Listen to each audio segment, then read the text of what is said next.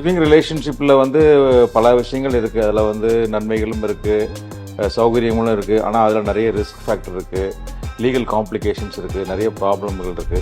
அதுக்கு டெஃபினேஷன் நிறைய ஹைகோர்ட் ஜட்ஜ்மெண்ட்டில் என்ன சொல்கிறாங்கன்னா, மேரேஜ் ஒரு relationship in the nature of marriage.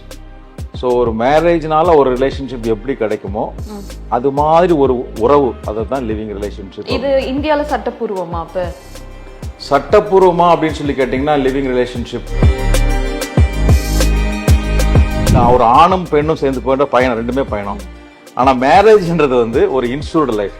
Okay, இது வந்து இன்சூரன்ஸ் இல்லாத லைஃப். ஸோ நாளைக்கு இப்போ ரெண்டு பேரும் ஒத்துமையாக சந்தோஷமாக போகிற வரைக்கும் பிரச்சனை இல்லை. ஒரு ஆக்சிடென்ட் வந்ததுன்னா இன்சூரன்ஸ் கவர் ஆகும், இங்கே கவர் ஆகாது. முக்கியமாக வந்து பார்த்தீங்கன்னா, கல்யாணம் பண்ணாமல் நம்ம இப்படி போகணும்னு நினைக்கிறவங்க வந்து பொறுப்பு இல்லாமல் இருக்கிறாங்க.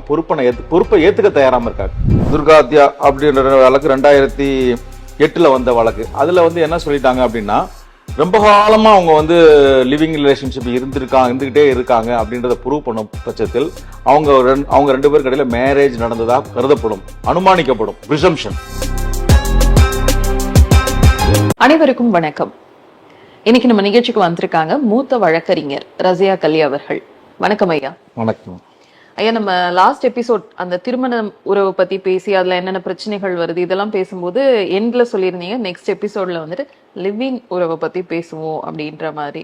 ஸோ இந்த லிவிங் ரிலேஷன்ஷிப் சொல்றாங்க இல்லையா, இதை பத்தி சொல்லுங்க.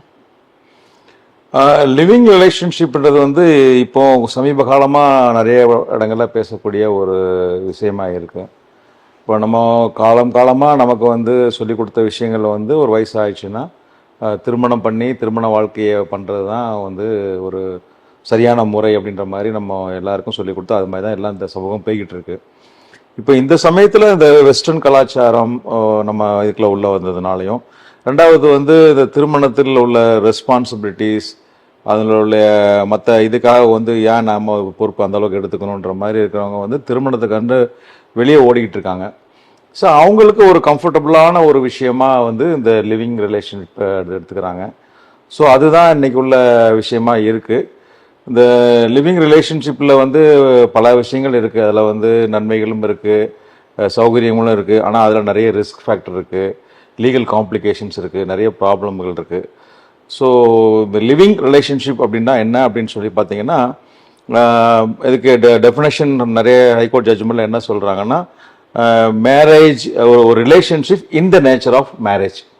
ஸோ ஒரு மேரேஜ்னால ஒரு ரிலேஷன்ஷிப் எப்படி கிடைக்குமோ அது மாதிரி ஒரு உறவு, அதை தான் லிவிங் ரிலேஷன்ஷிப். இது இந்தியாவில் சட்டப்பூர்வமா? அப்போ சட்டப்பூர்வமா அப்படின்னு சொல்லி கேட்டிங்கன்னா, லிவிங் ரிலேஷன்ஷிப்பு வந்து பார்த்தீங்கன்னா இது வந்து ஒரு குற்றம் இல்லை அப்படின்னு தான் சொல்லியிருக்காங்க. இப்போ வந்து பார்த்தீங்கன்னா, மேரேஜ்னா என்னன்னு இருக்கு, மேரேஜ் யார் யார் பண்ணணும், யார் கூட பண்ணக்கூடாது, எத்தனை வயசு இருக்கணும், எத்தனை வயசு இருக்கக்கூடாது, அதனால ரைட்ஸ் என்ன, ஒரு மனைவிக்கு ஒரு கணவனுக்கு மனைவிக்கு எதிராக என்ன உரிமை இருக்குது, என்ன கடமை இருக்குது, அப்புறம் அவங்க மெயின்டெனன்ஸ் கேட்கலாமா கேட்கக்கூடாதா, அவங்க இறந்து போனால் சொத்து உரிமை இருக்கா, இதெல்லாம் வந்து மேரேஜை பொறுத்த வரைக்கும் நம்ம சட்டங்களில், இந்திய சட்டங்களில் எல்லாமே தெளிவாக இருக்குது. பட் லிவிங் டுகெதரை பொறுத்த வரைக்கும் எந்த விதமான அதுக்குன்னு ஒரு சட்டம் இது வரைக்கும் எதுவுமே பாஸ் பண்ணல. ஸோ இப்போ லிவிங் டுகெதர் அப்படின்னா மோரார்லெஸ் இட் இஸ் எ பிளாங்கா தான் இருக்கு. ஸோ இப்போ தவறு இல்லை, ஆனா அது தப்பு இல்லை, அதாவது தவறு குற்றம் இல்லை, பூர்வமும் கிடையாது, தவறும் கிடையாதா? இல்ல சட்டப்பூர்வமா கிடையாதுன்னு சொல்ல முடியாது, அது குற்றம் இல்லை அப்படின்றாங்க. இப்போ வந்து பாத்தீங்கன்னா, நம்ம சமூகத்துல பொறுத்த வரைக்கும் நம்ம சமூகம் எப்படி இவ்வளவு நாள் வாழ்ந்துகிட்டு இருந்ததுன்னு பாத்தீங்கன்னா, ஒரு ஆண் வந்து ஒரு பெண் வந்து அவனோட புருஷனோட பைக்ல ஏறி போறாங்க, இல்ல அவங்க கூட ஏதாவது ஒரு இடத்துல தனியா இருக்கிறாங்கன்னா, அவன் புருஷன் பொண்டாட்டி அவன் புருஷனோட இருக்கிறான், இல்லை அவன் மனைவியோட இருக்கிறான்னு சொல்லி சமூகம் ஏத்துக்குச்சு. இப்போ அதே இது வந்து கல்யாணம் ஆகாத ரெண்டு பேர் ஒன்னா இருக்கிறாங்க, ஒன்னா டிராவல் பண்றாங்கன்னா, இன்னைக்கு சமூகம் அதை வந்து ஒரு தவறான விஷயமாவும் ஒரு குற்றமான விஷயமா தான் பார்த்துக்கிட்டு இருக்கு. பட் இதை வந்து இப்போ இந்த சட்டம் என்ன, இதுதான் குற்றம், தப்பு அப்படின்ற மாதிரி சொல்லிட்டு இருக்கும்போது நிறைய வழக்குகள்ல நீதிமன்றத்தில் சுப்ரீம் கோர்ட் வரைக்கும் போன வழக்குகள்ல பாத்தீங்கன்னா, இப்போ லேட்டஸ்டா வந்து சுப்ரீம் கோர்ட்ல ஜட்ஜ்மெண்ட்ல பாத்தீங்கன்னா, லதா சிங் கேஸ்ல கூட என்ன சொல்லிட்டாங்கன்னா, அது வந்து ஒரு குற்றம் இல்லை, அது வந்து it is not an offence. ஒரு ரெண்டு பேர் ஒரு மன ஒத்து போறாங்க, அவங்க ரெண்டு பேரும் ஒன்னா ஹஸ்பண்ட் அண்ட் ஒய்ஃப் மாதிரி வாழ்றாங்க, ரெண்டு பேரும் திருமணம் பண்ணிக்கல, திருமணம் பண்ணாம திருமணம் பண்ண தம்பதி போல வாழ்றாங்க அப்படின்னா அது குற்றமா அப்படின்னு கேட்டிங்கன்னா இந்த லதா சிங் சொல்ற வழக்கில் வந்து சுப்ரீம் கோர்ட் என்ன சொல்லிட்டாங்கன்னா அது குற்றம் இல்லை அப்படின்ட்டாங்க. இப்போ இன்னொரு வழக்கில் பார்த்தீங்கன்னா குஷ்பு அப்படின்ற ஒரு வழக்கில் வந்து பார்த்தீங்கன்னா அவங்க ஜட்ஜ்மெண்ட்ல சுப்ரீம் கோர்ட்ல என்ன சொல்றாங்கன்னா அது வந்து இப்போ ஆர்டிகல் 21 கான்ஸ்டிடியூஷன் ஒன்று இருக்கு. இப்போ உதாரணத்துக்கு வந்து இந்திய அரசியலமைப்பு சட்டத்தில் மக்களுக்கு வந்து நிறைய ஃபண்டமெண்டல் ரைட்ஸ் அடிப்படை உரிமைகள் கொடுத்துறாங்க. பேச்சுரிமை, சொத்து உரிமை, நமக்கு அதே மாதிரி என்ன நம்ம ஒருத்தரை பாகுபடுத்தக்கூடாது, இது மாதிரி நிறைய உரிமை கொடுத்ததில்ல. ஒன் ஆஃப் த உரிமை என்ன பார்த்தீங்கன்னா ஆர்டிகல் 21 வந்து லிபர்ட்டி, சுதந்திரம், அதாவது பர்சனல் லைஃப். நான் என் வாழ்க்கையை நான் எப்படி தான் வாழணும், இப்போ நான் இந்துவா வாழணுச்சா இந்துவா வாழலாம், முஸ்லீமா வாழச்சா முஸ்லீமா வாழலாம், கிறிஸ்டினா வாழச்சா, இது என்னோட லிபர்ட்டி. ஸோ அந்த லிபர்ட்டிக்கில் ஒருத்தர் வந்து நான் வந்து கல்யாணம் பண்ணி தான் வாழணும் அப்படின்னு இல்லாமல் நான் ஒரு லிவிங் ரிலேஷன்ஷிப்பில் வாழலாமா அப்படின்னு கேட்டால் அது வந்து அவங்களுடைய பர்சனல் லிபர்ட்டி. அதை நம்ம வந்து கொஸ்டின் பண்ணக்கூடாது. அது வந்து நம்ம வந்து அவனுடைய சுதந்திரம் சம்பந்தப்பட்டது அப்படின்னு சுப்ரீம் கோர்ட்டில் சொல்லியிருக்காங்க. ஸோ இதெல்லாம் வந்து மொத்தமாக பார்க்கும்போது பார்த்தீங்கன்னா ஒரு சில சுப்ரீம் கோர்ட் ஜட்ஜ்மெண்ட்ஸில் இது ஹைகோர்ட் ஜட்ஜ்மெண்ட்ஸில் என்ன பண்ணிருக்காங்கன்னா இந்த லிவிங் ரிலேஷன்ஷிப்பை வந்து குற்றம் இல்லை அப்படின்றத சொல்லிட்டாங்க. ஸோ அது வரைக்கும் ஒரு விஷயம்.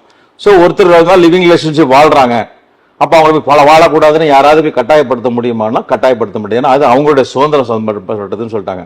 ஆனால் அதுக்கு மேலே நிறைய கொஸ்டின்ஸ் இருக்கு. அவங்களுடைய உரிமைகள் என்ன, கடமைகள் என்ன, பின்னாடி என்ன பிரச்சனை வரும், அது மாதிரி பிரச்சனைகள் வரும். அதுக்கெல்லாம் வந்து சட்டத்தில் தீர்வு கிடையாது. இப்போ ஒருத்தர் ஹஸ்பண்ட் இருக்காரு, ஒரு 2 ஹஸ்பண்ட் ஒய்ஃப் வாழ்றாங்க. அப்போ ஒருத்தர் ஹஸ்பண்ட் இறந்து போயிட்டாருன்னா என்ன ஆகும், அந்த சொத்து மனைவிக்கு வரும், ஆட்டோமேட்டிக்கா அந்த மனைவிக்கு வரும். இப்போ அந்த லிவிங் ரிலேஷன்ஷிப் வருமா, இதுக்கு ஒரு கேள்விக்குறி ஆயிடுச்சு. ஸோ இப்போ வந்து இதான் என்ன சொல்றோம், ஒரு விஷயத்த ஒரு ஸ்காலர்ஸ் என்ன சொல்லியிருக்காங்கன்னா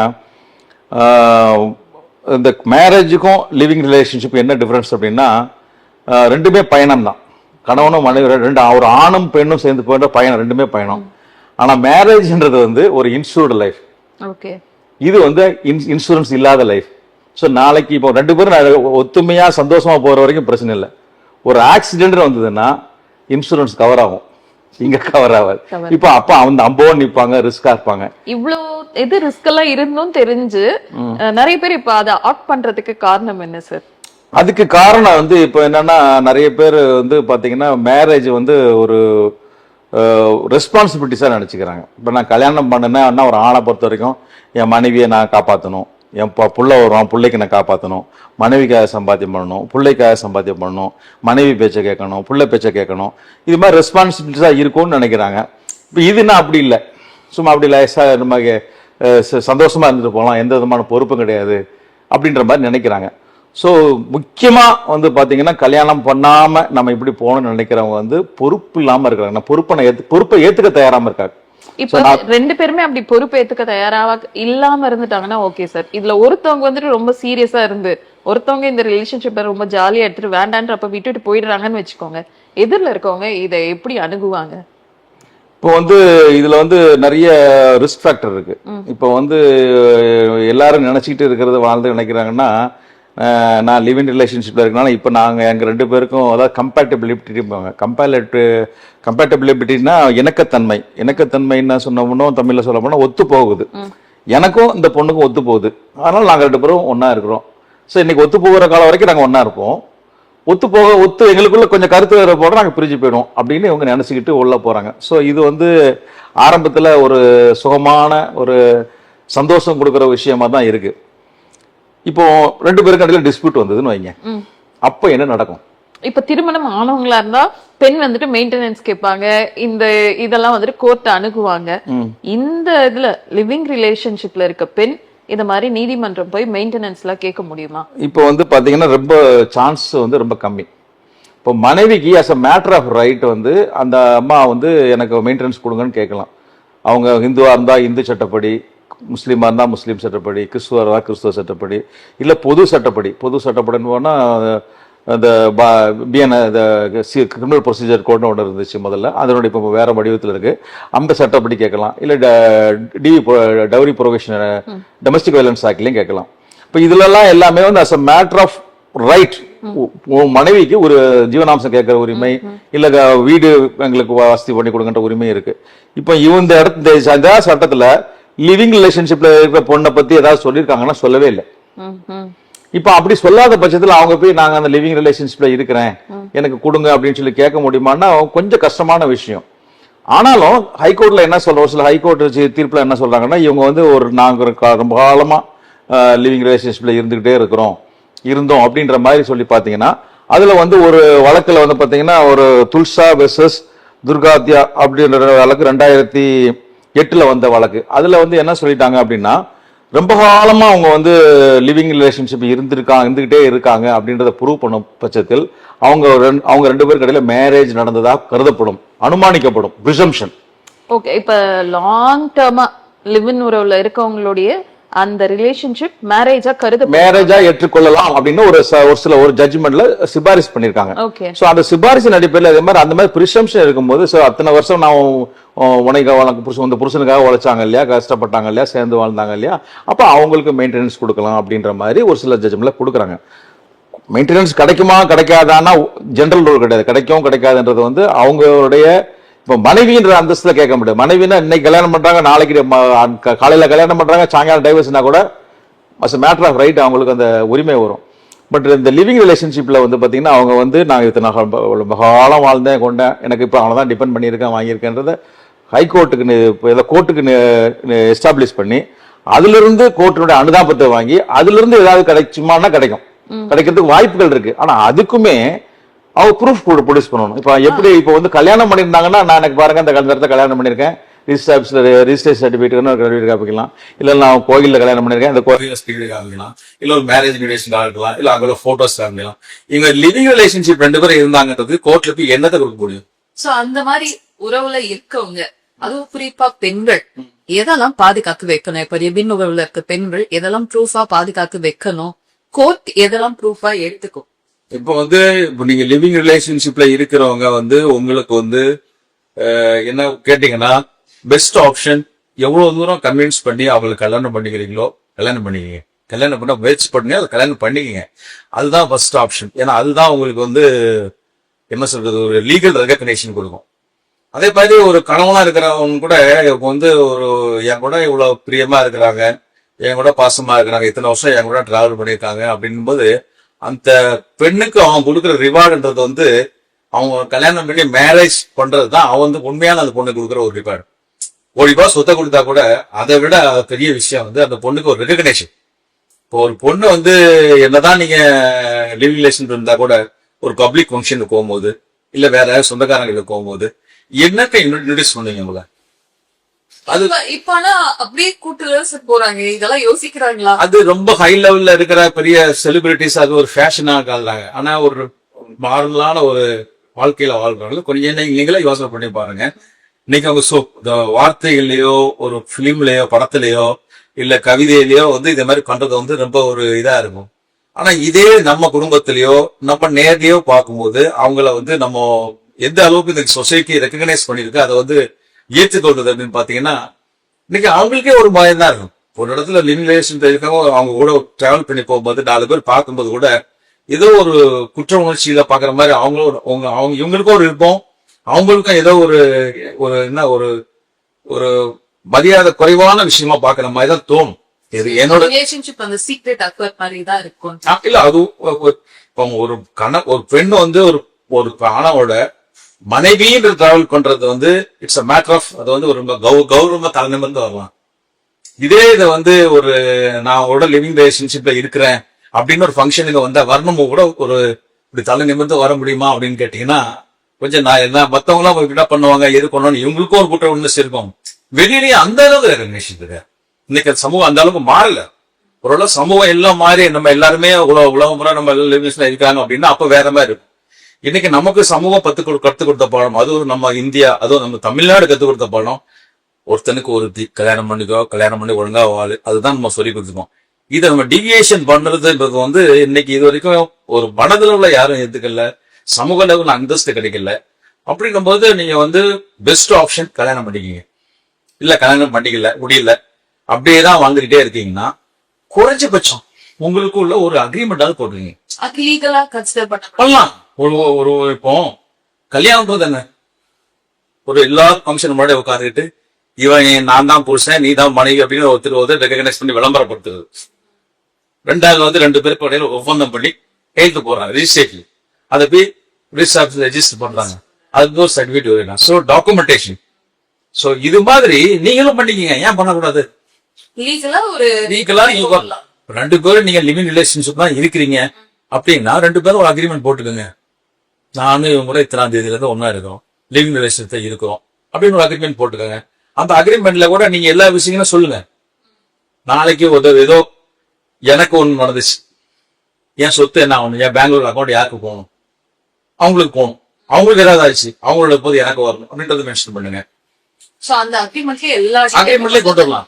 அதுவும் இல்லாம இப்போ வந்து அதுல ஒரு நீங்க ஒரு 2 பேரும் லிவிங் ரிலேஷன்ஷிப்பா இருந்தீங்கன்னா ஒரு வில் எழுதி வச்சுங்க.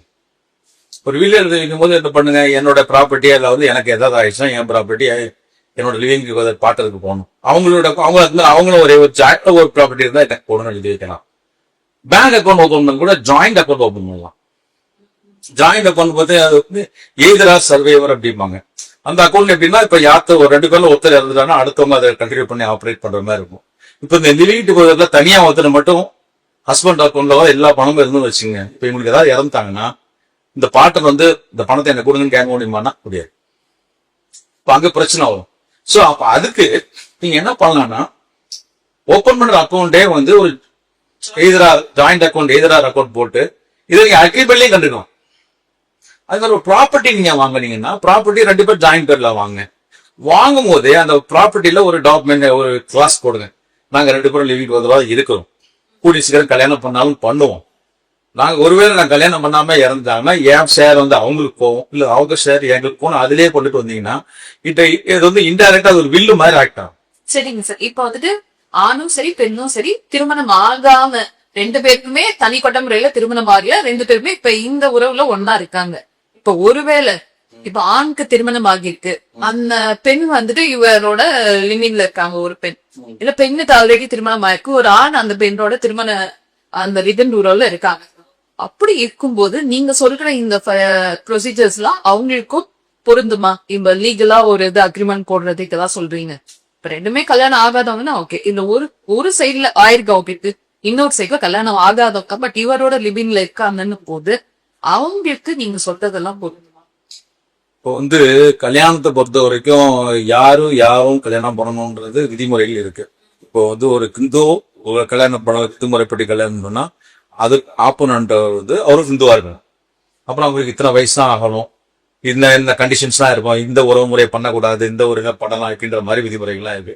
அது மாதிரி எந்த முஸ்லீமா இருந்தாலும் சரி, கிறிஸ்டினா இருந்தாலும் சரி, இல்ல வேற எந்த விஷயங்களுக்குமே எல்லாத்துக்குமே டெஃபினேஷன் இருக்கு. யாரை கல்யாணம் பண்ணலாம், யாரு பண்ணக்கூடாது, என்னென்ன விதி. பட் இந்த லிவிங் ரிலேஷன்ஷிப் கான்செப்டே இன்னும் உருவாகுது.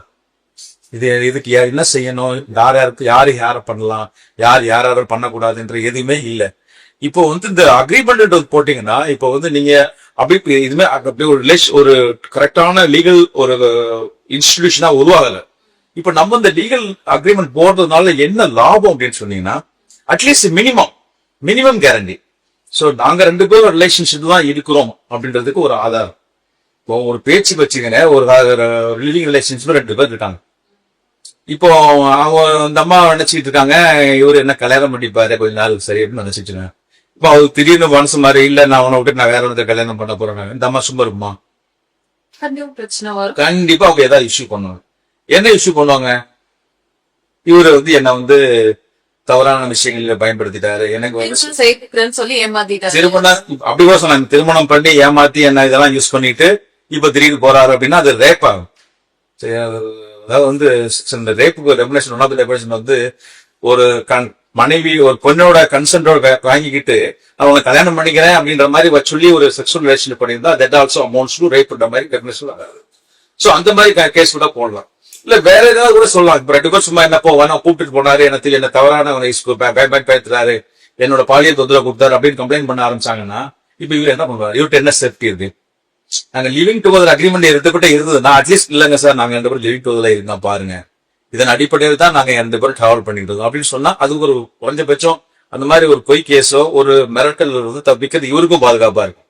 அதே மாதிரி சப்போஸ் அவங்களுக்கு அக்ரிமெண்ட் போட்டுனான்னு வச்சுங்க, ஒரு பேச்சு 2 பேரும் ஒன்னா போற இடத்துல அந்த அவருக்கு வந்து உடம்பு சரியில்லாம திடீர்னு ஒரு ஹாஸ்பிட்டலேஷன் ஆயிடுது, ஏதோ நடந்ததுன்னா இப்போ ஹாஸ்பிட்டல்ல போயிட்டு ஏதாவது ஆபரேஷன் போடணும்னா வாங்கணும்னா கையில் போற இடம் போடுவேன். இப்ப வந்து என்ன உறவுக்கார மனைவி கூப்பிடுங்க, சொந்தக்காரங்க கூப்பிடுவாங்க, இல்லைங்க நாங்க 2 பேரும் லிவிங் ரிலேஷன்ஷிப்ல இருக்கோம், நான் கையெழுத்து போறேன்னு போட்டா அவங்க ஏத்துப்பாங்கன்னா முடியாதும்பாங்க. சோ அட்லீஸ்ட் அந்த சமயத்துல கூட இப்போ அவங்க அட்லீஸ்ட் ஒரு அக்ரிமெண்ட் இருந்தா பாருங்க நாங்க லிவிங் ரிலேஷன்ஷிப் தான் இருக்கிறோம் அப்படின்ற மாதிரி காமிக்கணும். சோ இது மாதிரி இந்த அக்ரிமெண்ட்ன்றது வந்து இது ஒரு குறைஞ்சபட்ச கேரண்டி. உங்களுக்கும் அவங்களுக்கும் உள்ள ஒரு ரிலேஷன்ஷிப் இருக்கு, அது நாங்க 2 பேரோட சம்மதத்தோட தான் இருக்கு அப்படின்றத நீங்க காமிச்சீங்கன்னா நாளைக்குன்னா வேற ஏதாவது ஒரு ஃபால்ஸ் கேஸ், இப்போ உதாரணத்துக்கு 2 பேர் ஒரு லிவிங் ரிலேஷன்ல இருக்கிறாங்க, 2 பேரும் ஒரு இடத்துக்கு போறாங்க, போற இடத்துல ஏதோ ஒரு ஒருத்தர் இறந்துட்டாரு, ஏதோ ஒரு இது இல்ல, இப்போ வந்து இப்ப அந்த அம்மா மேல ஒரு பொய்க்கு ஃபேமிலி எல்லாம் சேர்ந்து இவனால தான் கெடுத்தா, இவன் தான் இவ்வளவு அந்த பையனை கூட்டிட்டு போய் ஏதாவது விஷம் முடிச்சு போட்டு வாங்கிட்டான், இவன் தான் கடத்திட்டு போயிட்டான் அப்படின்ற மாதிரி ஒரு பொய் கேஸ் கொடுத்தாங்கன்னா அப்ப அந்த அம்மா கூட பிரச்சனை ஆகும். இப்ப இதே ஹஸ்பண்ட் ஒய்ஃபா இருந்தா அட்லீஸ்ட் மேரேஜ் சர்டிபிகேட் காப்பாத்தும். அந்த மாதிரி ஒரு காப்பாத்துற விஷயத்துக்கு அட்லீஸ்ட் ஒரு நாங்க 2 பேரும் லிவிங் ரிலேஷன்ஷிப் தான் இருந்தோம் அப்படின்றதுக்கு இந்த மாதிரி ஒரு அக்ரிமெண்ட்ன்றது உதவும். இல்ல உங்களுக்கு இடையில வச்சிருக்கிற போட்டோஸ் எதுவும், இல்ல உங்க 2 பேருக்கு இடையில கான்வர்சேஷன், வாட்ஸ்அப் கம்யூனிகேஷன் அது மாதிரி வரும். அது ப்ரூஃப் அக்செப்ட் பண்ணிப்பாங்க. கோர்ட்ல நீங்க வந்து நீங்க 2 பேரும் சம்மதத்தோட தான் இருக்கிறீங்க, ஒரு 2 பேரும் இஷ்டத்தோட தான் வாழ்ந்துட்டு இருக்கீங்கன்றதுக்கு உங்களால என்ன ஆதாரங்கள் சேகரிக்குமோ சேகரிச்சு வச்சுக்கோங்க. இதெல்லாம் ஒன்னொன்னா சேகரிக்கிறது வந்து ஒரு கஷ்டமான விஷயம். அதுக்கு பெஸ்ட் ஆப்ஷன் ஒரு அக்ரிமெண்ட். இல்லைன்னா ஒரு வில்லு கூட எழுதி வச்சுங்க. சப்போஸ் நாளைக்கு நான் 2 பேரும் ப்ராப்பர்ட்டி வாங்குறோம், இந்த ப்ராப்பர்ட்டி சப்போஸ் நான் 2 பேரும் தான் சேர்ந்து வாழ்ந்துட்டு இருக்கோம், எனக்கு அப்புறம் இந்த ப்ராப்பர்ட்டி உங்களுக்கு போகும், அவங்களுக்கு அப்புறம் எனக்கு ப்ராப்பர்ட்டி வரும், இப்படின்ற மாதிரி வச்சுக்கிட்டா கூட அந்த டாக்குமெண்ட் உங்களுக்கு கோர்ட்ல பொறுத்த வரைக்கும் உதவும்.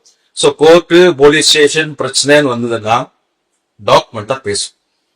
அப்படின்ற அது இல்ல, நீங்க வந்து நீங்க சொல்ற கான்செப்டுக்கே வந்து அந்த மாதிரி ஒரு அக்ரிமெண்ட் வச்சுக்கிட்டா கூட அது வந்து தட் வில் ஹெல்ப். இல்ல அந்த உறவுல இருக்கவங்க கேஸ் என்ன எங்களோட விஷயம், அந்த உறவுல இருக்காங்க லிவின்ல, அதுல ஒருத்தந்து ஏற்கனவே திருமணம் ஆனவங்கன்னு வச்சுக்கோங்க, டிவோர்ஸ் ஆகாதவங்க, அவங்க இன்னொருத்தவங்களோட லிவிங்ல இருக்கும்போது இதே மாதிரி அக்ரிமெண்ட் வந்துட்டு நடைமுறைக்கு இதுவா இருக்குமா?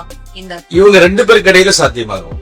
இப்ப இது வந்து அக்ரிமெண்ட் பத்தி நீங்க வெளியே ஓப்பனா போட்டு நாங்க 2 பேரும் தான் இருக்கிறது பெரிய பிரபலப்படுத்துறதுக்கு யூஸ் ஆகாது. இப்போ அப்படி பிரபலப்படுத்துறீங்கன்னா அது அவங்களுக்கு அகேன்ஸ்டா போகும்.